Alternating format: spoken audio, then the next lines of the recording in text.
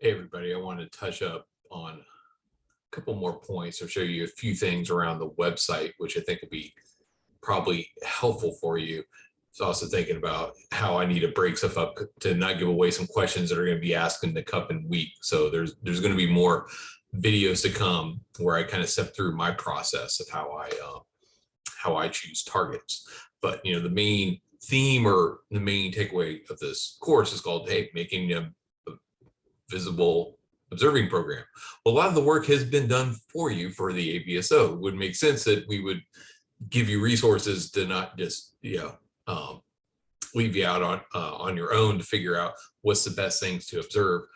We have programs dedicated to the different variable types where the section leaders have developed and said, hey, these are the stars that we recommend you observe. And this primarily where I get most of my target stars, but you don't have to restrict yourself to them or any one program. Although I'm the LPV guy, I do have dalliances. I have a couple favored CVs. I like a good Nova every now and then. Some young stellar objects in the winter. You guys spread the love around a little bit. So let me share my screen. I have way too many things open. Let's go share screen. All right, let's go to the AAVSO website. So one place, I'm going to show you the hard way to find programs. I was looking around a minute ago going, man, it's not super intuitive, but there's a lot of other good information around there. Then I'll show you the easy way. We start hard. So if you're really interested in learning about more about the things that you can observe and how to observe them, a good place to go is the observing sections. And so we have a lot of them. Not all of them are stellar types. We AAVSO net, which is a great resource I use a lot, is our robotic telescopes, but there's some around stellar groupings. And the way our observing sections are set up is kind of not as much, if you look at the long period variable section from his even list right there on the website, Myras, semi-regulars, RV towels, we have SR, they are physically very different stars. And they have at different parts of their life, but observationally, they're very similar. So we've grouped them together because they're suitable for the same type of observers, the same type of equipment, and we're looking for the same thing. And that's also the case with things like short period pulsators. RV towels are very fundamentally different physically from a Delta Scuti, for example, but the observational requirements are similar. And what they're trying to figure out is actually similar. So we group them together. And to really break down, maybe this will help when you go through your journey of what you want to observe. I think it is important to understand what we're trying to solve, because understanding what people are trying to do and what kind of data is needed will help drive the decision making you have based on the equipment that you have and the time constraints that you have. We've discussed many of these things on the forums. For example, long period variables, we're looking for period changes, amplitude changes over long periods of time. These are stars that are at the very end of their evolutionary life. Things are happening pretty fast with them on, stellar scales. I'm talking, they're evolving rapidly over a course of tens of thousands to 100,000 years. That's a small, when you think of a typical stellar life in a couple billion years, tens of thousands of years is nothing. Cataclysmic variables, those are also good. We haven't talked about them a lot. Those are also good, fun topics for visual observers. Observe them every night. Those are, I call them hunters. You're hunting for the outbursts. A lot of guys try to be the first one to report when the star outbursts. Those are actually all binary pairs. They're close binary pairs accreting onto the other one, and every now and then the buildup gets too much and goes boom, you got a big hydrogen bomb on stellar scales. And it's pretty fun when you catch them. PEP is a observing technique. I won't talk about that too much. Eclipsing binaries, what do they want? they want very precise times of minima. So if you look on his program, Gary puts out expected time of minimus and stars that they're looking at. And I always was like, man, eclipsing binaries are sound so boring, you know, because I'm thinking from a visual observer perspective where, yeah, I know Algol is going to eclipse every 3 days or so. And yeah, it's going to dip and it's going to go back and it's like clockwork. Well, what they're trying to measure on some of them is that time of minima, you know, say it eclipses it's supposed to eclipse every 30 days, but now every now and then is like it's 30 days, and the next time it's 30 days and 2 seconds, and it's 30 days and 4 seconds, and 30 days 6 seconds. So they start charting what they call O minus C diagrams, or observed minus calculated. And so they can use that to see how the system is changing, and then they can model what the binary system actually looks like. And so that's the other thing a lot of eclipsing binary section people do, besides just observing. Like if you get the ephemeris, so what you do if you do EVs, those are photometrists who are doing this. If you know the eclipse is going to be at 10 o'clock that night, you go, okay, that star is going to eclipse at 10 o'clock. So at 9 o'clock, you start shooting it every couple seconds and just shoot it all night long through the eclipse, and then give it about 30, 40, you know, an hour, maybe right through after the eclipse, and come in and very precisely calculate the time of minima, so you can compare it to other time of minima and how it relates to the period, and do a phase diagram and see if it's changing at all. And then but the other half of people don't observe, they just mine data from all these surveys and sources and do models of the systems. That's a pretty big deal amongst some people. Bert Pablo, who's one of our staff sonner at AAVSO, he's big into that, and he likes to get into battles over what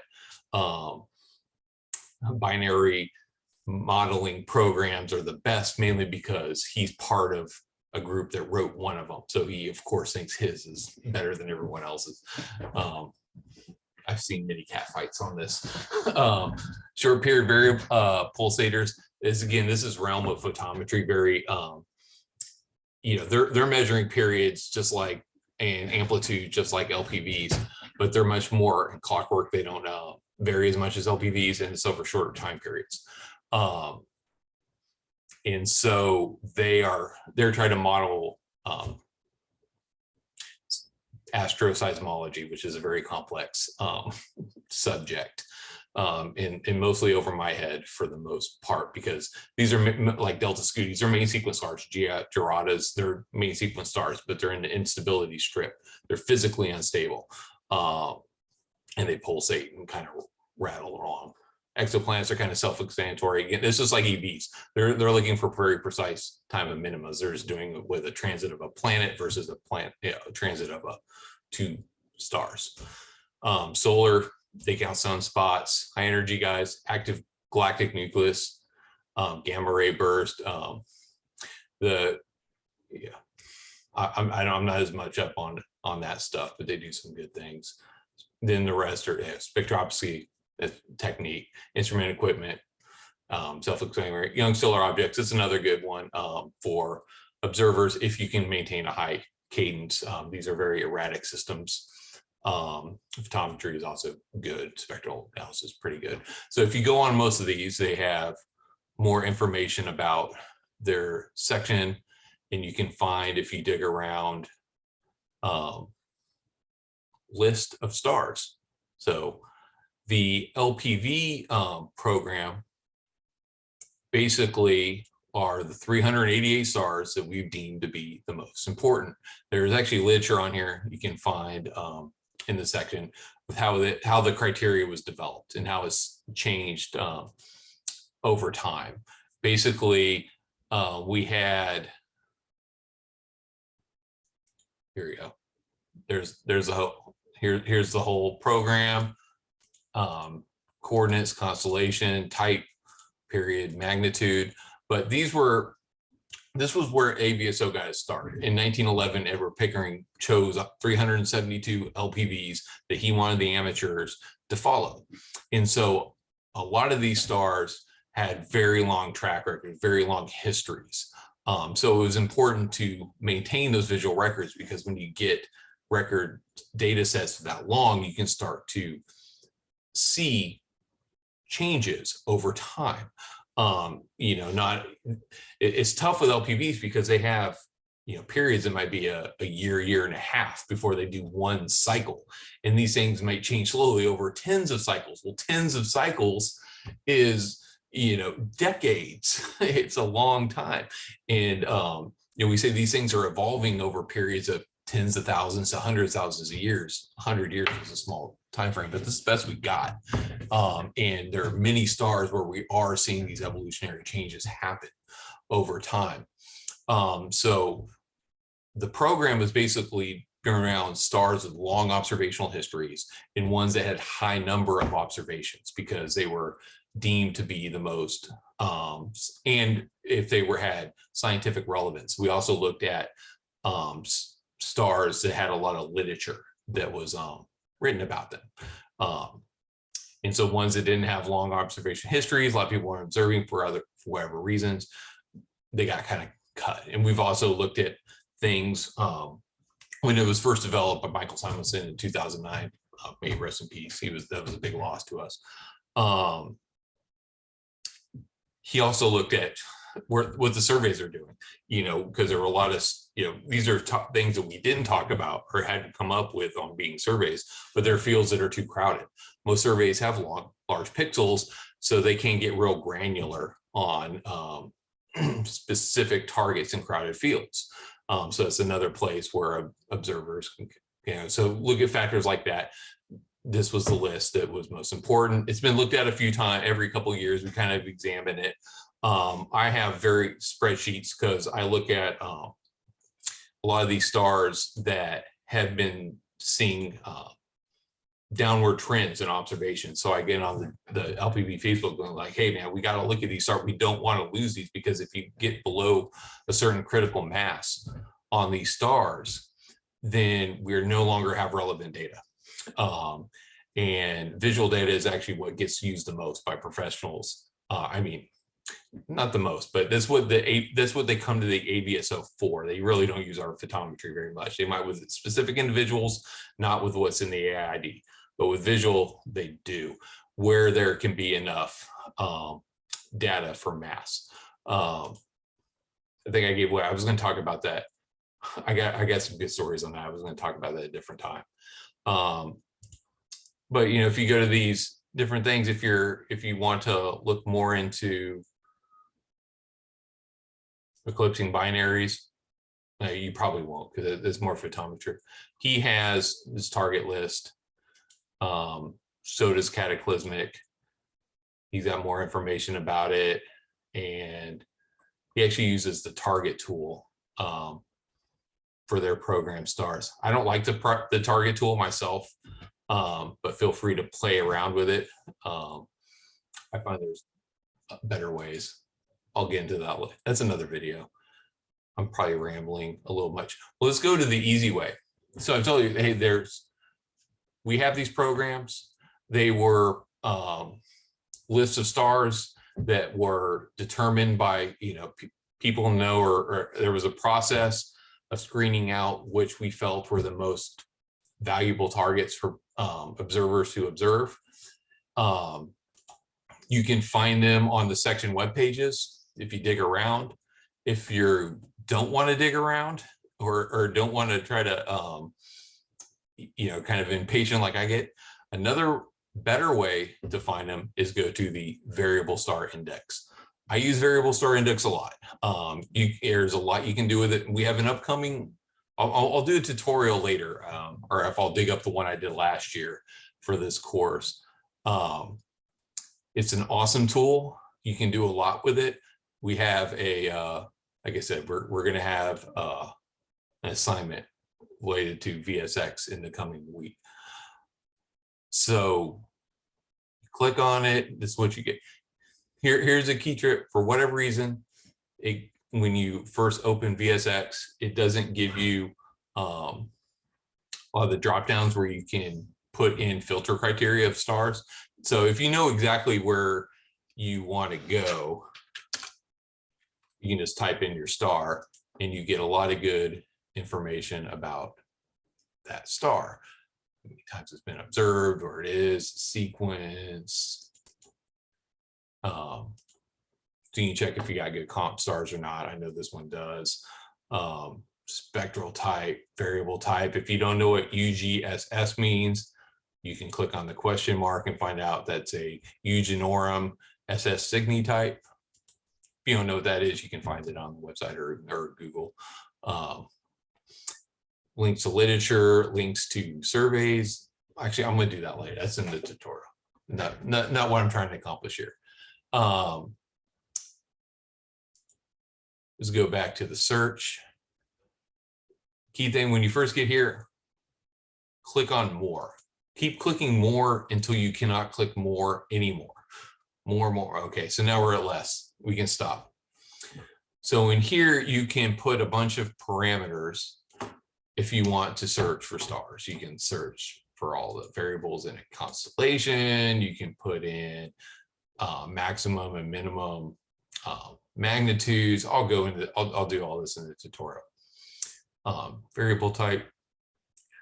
But you also have this drop-down box here, campaign or program.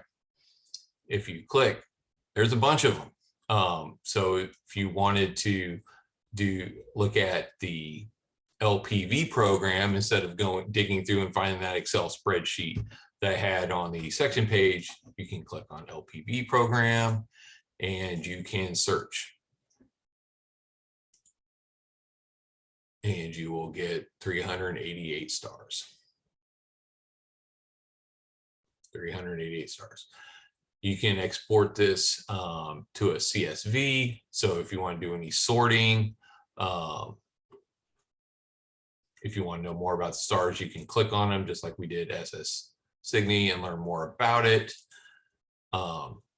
Whenever you go back on here, you have to hit reload. I don't know why it's annoying. So that's the easy way to find AAVSO programs.